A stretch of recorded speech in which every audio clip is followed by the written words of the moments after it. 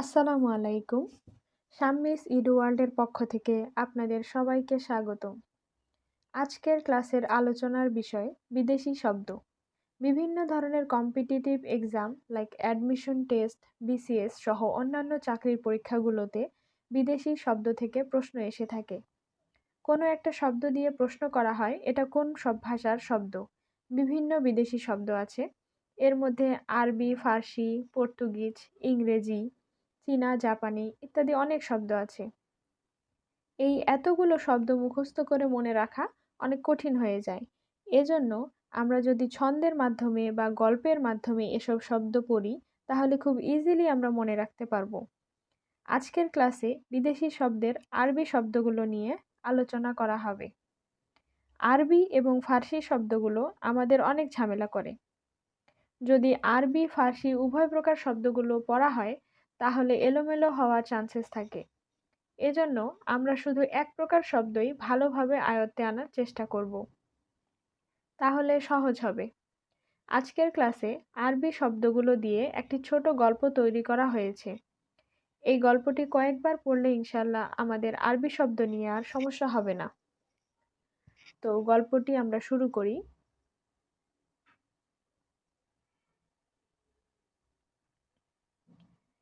এখানে লাল কালার শব্দগুলো আরবি শব্দ, আর কালো কালার শব্দগুলো গল্প তৈরি করার জন্য ব্যবহার করা হয়েছে।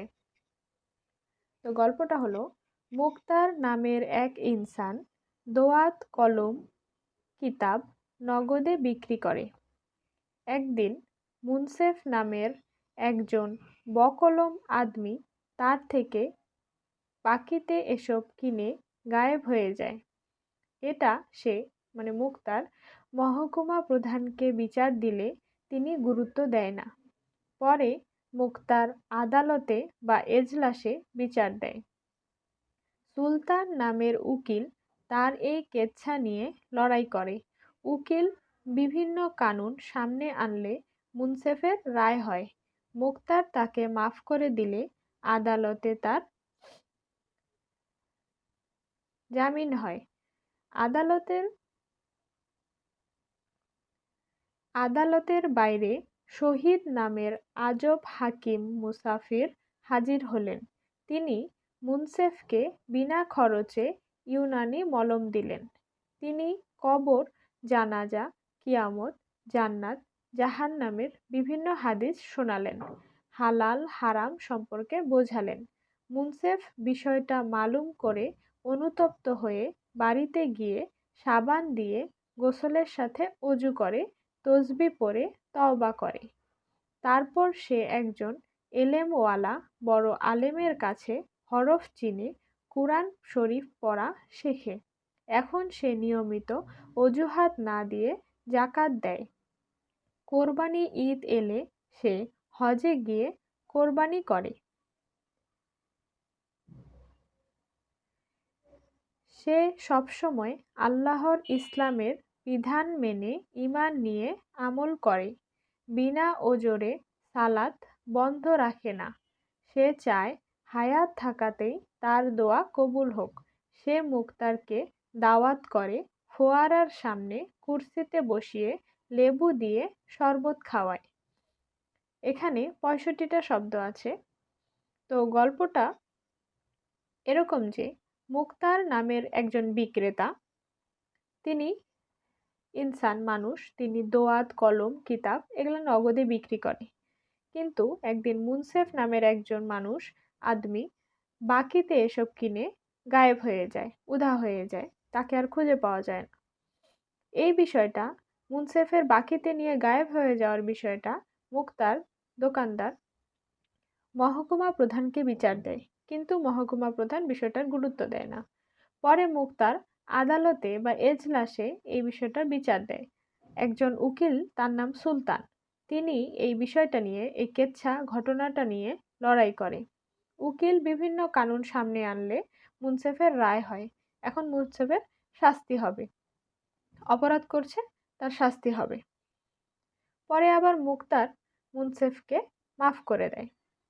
যখন বিক্রেতা নিজেই মাফ করে দিছে, তখন আর শাস্তি মুনসেফের হবে না। তখন মুনসেফের জামিন হয়ে যায়। আদালতের বাইরে শহীদ নামের একজন আজব হাকিম, মুসাফির, তিনি হাজির হলেন। তিনি মুনসেফকে বিনা খরচে ইউনানি মলম দিলেন। কোনো টাকা না নিয়ে মুনসেফকে তিনি একটি ইউনানি মলম দিলেন। তিনি কবর, জানাজা, কিয়ামত, জান্নাত, জাহান্নামের বিভিন্ন হাদিস মুনসেফকে শোনালেন। হালাল হারাম সম্পর্কে বোঝালেন। মুনসেফ বিষয়টা মালুম করে অনুতপ্ত হয়ে বাড়িতে গিয়ে সাবান দিয়ে গোসলের সাথে অজু করে তসবিহ পড়ে তওবা করে। মুনসেফ যে অপরাধ করছে, সে দোকানের কাছ থেকে জিনিস নিয়ে সে টাকা না দিয়ে গায়েব হয়ে গেছে, এই বিষয়টা সে অপরাধ করছে। তো শহীদ নামের হাকিম যখন তাকে কবর, জানাজা, কিয়ামত, জান্নাত সম্পর্কে বোঝাচ্ছিলেন, হালাল হারাম সম্পর্কে বোঝাচ্ছিলেন, তখন মুনসেফ তার যে অপরাধের বিষয়টা বুঝতে পারে। তখন সে অনুতপ্ত হয়ে বাসায় গিয়ে অজু করে, গোসল করে, অজু করে, তারপর তসবিহ পড়ে পড়ে সে তওবা করে যে তার ভুল হয়েছে। তারপর সে একজন এলেমওয়ালা বড় আলেমের কাছে হরফ চিনে কুরআন শরীফ পড়া শেখে। এখন সে নিয়মিত অজুহাত না দিয়ে যাকাত দেয়। এখন সে ভালো মানুষ হয়ে গেছে। সে সকল ভালো কাজ করা শুরু করে দিয়েছে। কোরবানি ঈদ এলে সে হজে গিয়ে কোরবানি করে। এখন সে আল্লাহর সকল বিধান মেনে চলার চেষ্টা করতেছে। সে সবসময় সে সবসময় আল্লাহর ইসলামের বিধান মেনে ঈমান নিয়ে আমল করে। বিনা ওজরে সালাত বন্ধ রাখে না। সে চায় হায়াত থাকাতেই তার দোয়া কবুল হোক। সে মুক্তারকে দাওয়াত করে। ফোয়ারার সামনে, মানে ঝর্ণার সামনে, মুক্তার ওই যে বিক্রেতা ছিল যার থেকে সে বাকিতে জিনিস ক্রয় করে গায়েব হয়ে যায়, তাকে আবার সে দাওয়াত করে। ফোয়ারার সামনে সে কুরসিতে বসিয়ে তাকে লেবু দিয়ে শরবত খাওয়ায়। এখন সে মুনসেফ একদম ভালো মানুষ হয়ে গেছে। তো এই গল্পটাতে ৬৫টা শব্দ আছে। এই ৬৫টা শব্দ আরবি শব্দ। গল্পটা কয়েকবার পড়লেই ৬৫টা শব্দ একেবারেই আমাদের মনে থাকবে। এরপর আরবি আর ফার্সি শব্দের মধ্যে অনেকগুলো মিল আছে।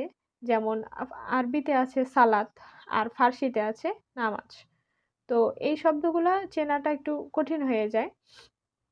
এজন্য গল্পটা কয়েকবার করে পড়লে সালাত কি শব্দ সেটা মনে থাকবে।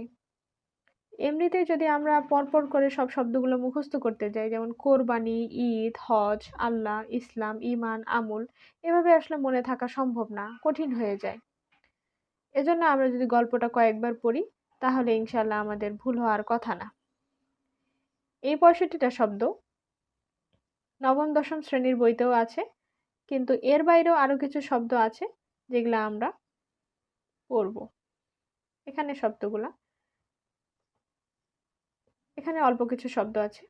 এগুলো হলো কৈফিয়ত, আদাব, আলামত, তারিখ, দলিল, দালাল, দৌলত, মক্কেল, ময়নাতদন্ত, আক্কেল, ওজন, ওয়াকিবহাল, কলি, ক্রোক, খবর, ছবি, তেজরাত, তকলিফ, তবলা, তহবিল, তালাক, তুফান, মর্শিয়া, মোলায়েম, মশগুল, মশকরা, রোজাক, লোকসান, সিফত, হাওয়া, খারিজ, বোরন, জিরকনিয়াম।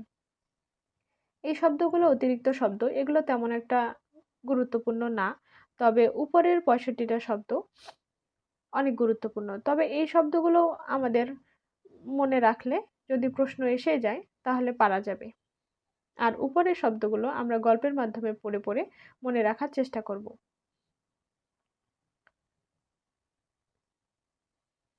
আমি দিয়ে দিচ্ছি, যদি কারো লাগে তো ছবি তুলে নেবেন। এটা প্রথম অংশটা।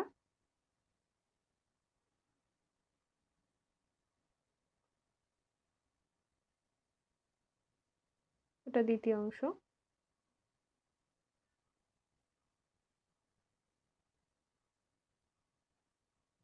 এটা লাস্ট।